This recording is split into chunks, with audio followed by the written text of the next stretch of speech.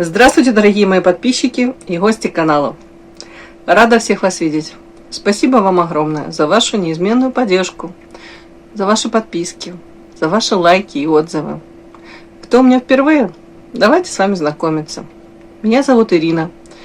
Я психолог, таролог, а главное, просто живая женщина, которая иногда не может пройти мимо чужой боли. Перед тем, как мы начнем с вами общение, я хочу поблагодарить мою постоянную слушательницу Светлану за ее открытую душу, за эмоции, которыми она щедро делится с моими слушателями. К теме сегодняшнего нашего общения подтолкнула меня именно Светлана, ее обращение. Светлана, если вы меня сейчас слушаете, большое вам спасибо.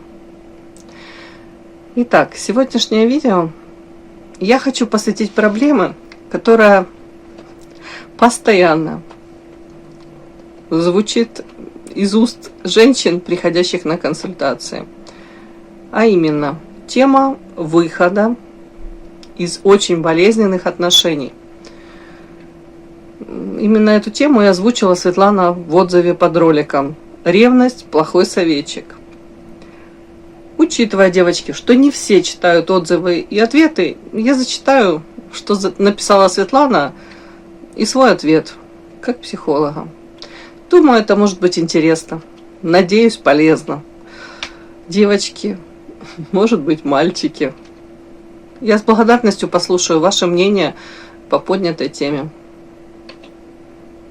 Пожалуйста, делитесь своим личным опытом, который может дать подсказку мне, может, девочкам, которые оказались в подобном положении.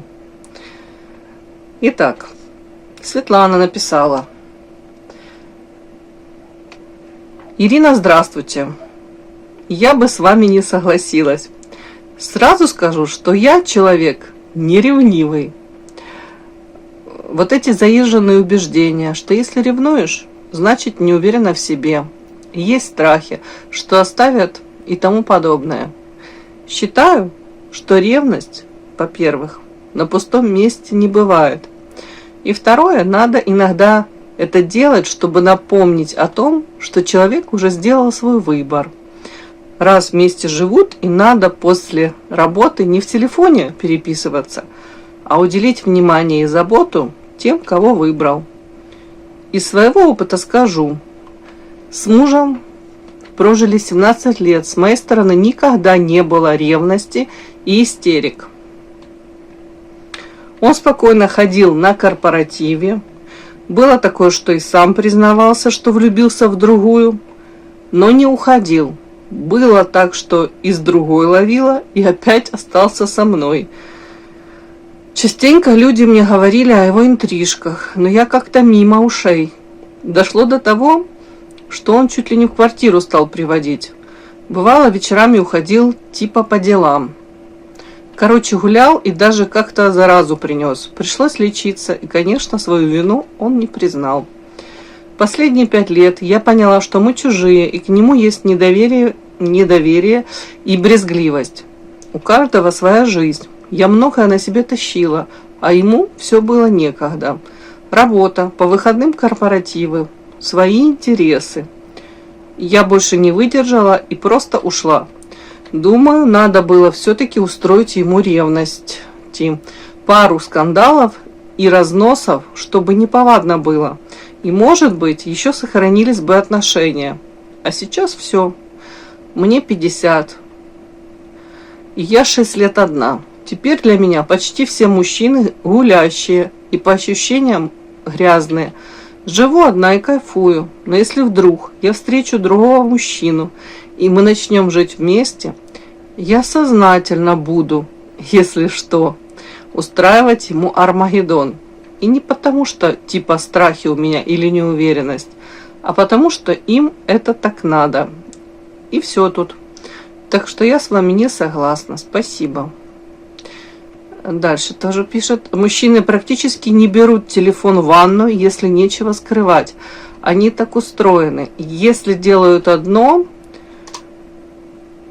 то не могут делать другое. То есть, если идут мыться, то именно этим и занимаются.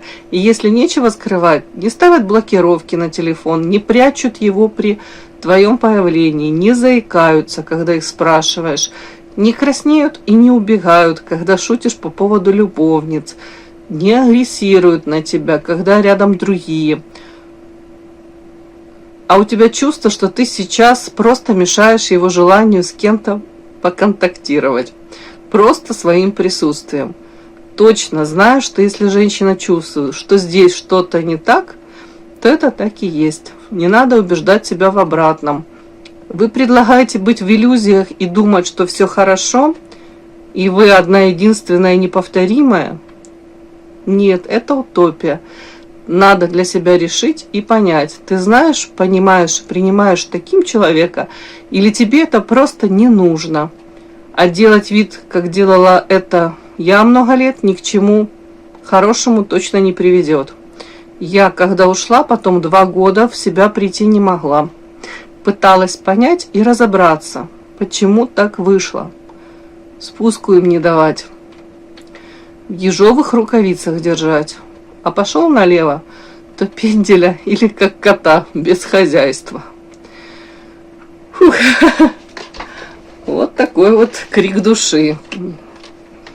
Спасибо, Светлана. Подпишись на канал и поставь лайк. А теперь мой ответ.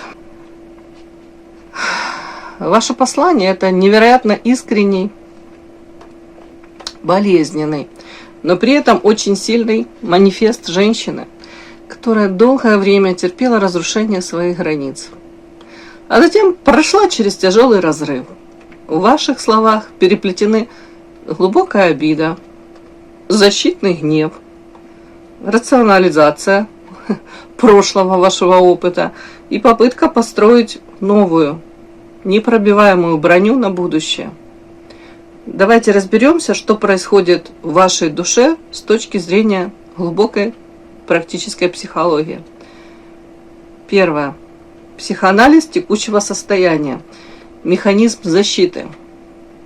Защитная агрессия. Она выступает вместо прожитой боли. Вы были 17 лет удобной, понимающей и не устраивающей скандалов, такой идеальной женой.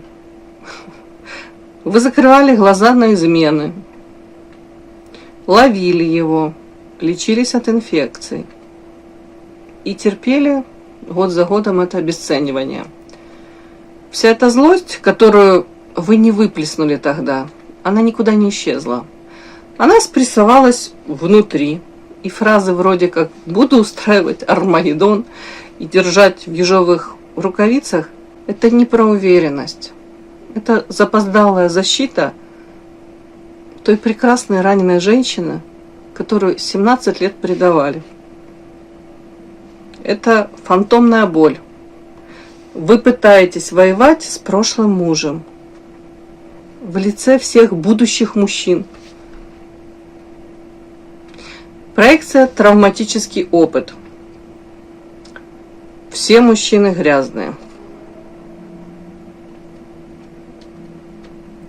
Ощущение брезгливости и убеждение, что все мужчины гулящие – это прямая проекция психотравмы. Ваш бывший муж, он поступил с вами подло, жестоко и грязно. И чтобы уберечь себя от повторения этой адовой боли, ваш мозг, он создает масштабную иллюзию безопасности.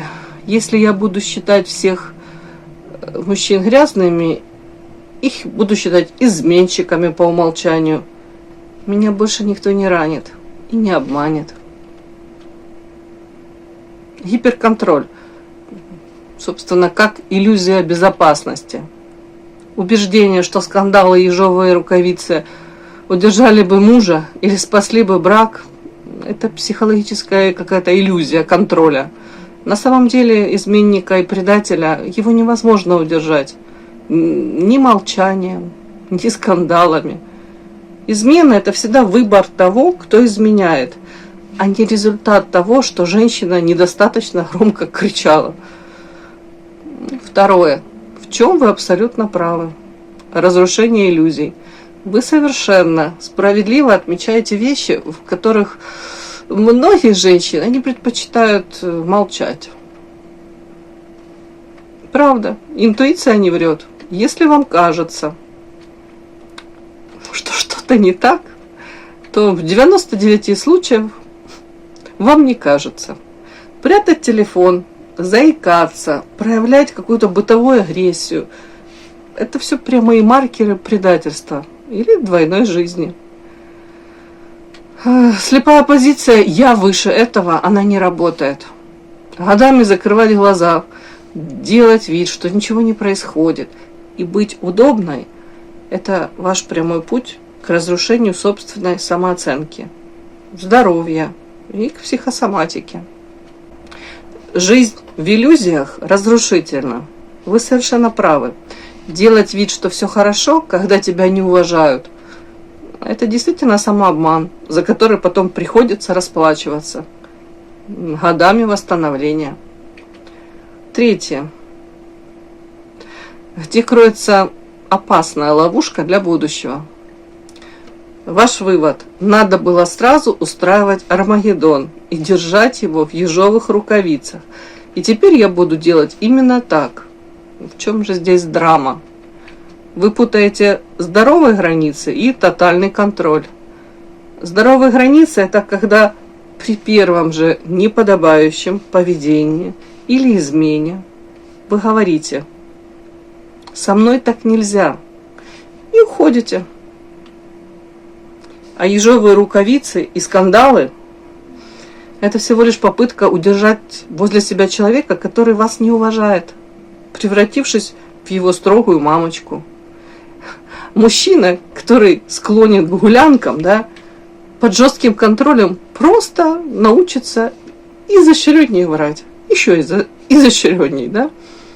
А достойный, прекрасный, верный мужчина от постоянных вот этих проверок и армагеддонов, он просто сбежит. Потому что, девочки, никому не нравится жить в тюрьме, да еще и за чужие грехи. Что же делать дальше? Наши шаги к внутреннему освобождению. Вы уже сделали самый сложный и храбрый шаг. Вы ушли из разрушительных отношений и восстановили свою жизнь. Сейчас вы кайфуете в одиночестве, и это прекрасно. Но для того, чтобы прошлый опыт окончательно перестал отравлять ваше будущее, стоит сделать следующее. Перестаньте брать на себя ответственность за его измены. Перестаньте, пожалуйста, думать, вот если бы я устраивала скандалы, он бы не гулял. Он гулял не потому, что вы молчали. Он гулял, потому что у него не было моральных опор уважения к вам и зрелости. Вы вообще не виноваты в его предательстве. Вы были верной, терпеливой и любящей. Это ваша сила, а не ваша ошибка. Отделите злость от контроля. Вы имеете полное право злиться на бывшего мужа. Разрешите себе эту злость. Выпишите ее себе на бумагу, выговорите, но направьте ее по адресу, к нему, а не на гипотетических будущих мужчин. Не заставляйте невиновных людей платить по его счетам. Следующий шаг. Смените стратегию от ежовых рукавиц к быстрому входу и выходу. Если в вашей жизни появится мужчина, ваша защита должна заключаться не в том, чтобы проверять его телефон в ванной и устраивать проверки, а в 3 простых правилах. Первое. Наблюдать, а не контролировать. Зрелый и верный мужчина, он сам отдаст вам внимание и не будет прятать телефон, и с радостью проведет вечер с вами, а не на корпоративах. Второе. Верить своим ощущениям с первого раза. Если вы видите сигналы неуважения или вранья, пожалуйста, не ждите 17 лет. Не пытайтесь его переделывать целыми годами. И уж тем более не пытайтесь его переделывать со скандалами, тратить свои нервы. Нужно уходить сразу, пока вы не потеряли свою корону, да? Ваша сила не в умении устроить Армагеддон, а в умении развернуться и уйти. Нужно уйти при первом же проявлении гнили, сохраняя свое достоинство, повторюсь, свою корону. Вы проявили огромную силу, выбрав себя и уйдя из адских, токсичных отношений. 50 лет. Вы умничка. Не позволяйте тени вашего мужа править вашей сегодняшней свободой.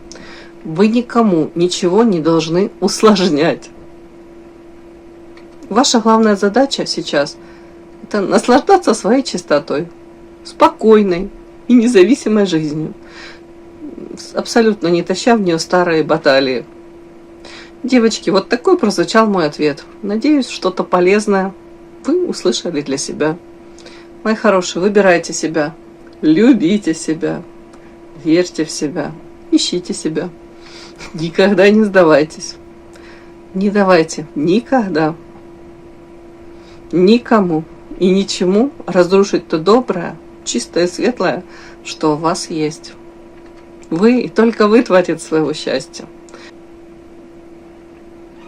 И напоследок, большая к вам просьба, чтобы мои психологические ролики не звучали как сухие лекции, как какие-то нудные нравоучения.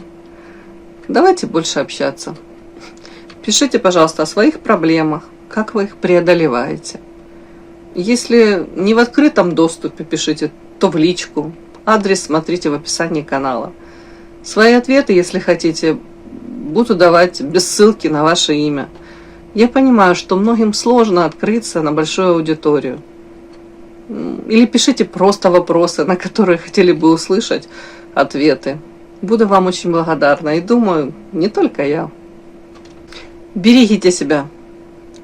Спасибо огромное за то, что вы были со мной. До новых встреч. И да, не забудьте подписаться, кто еще не подписан. Подписка, лайк, колокольчик. Можно комментарий.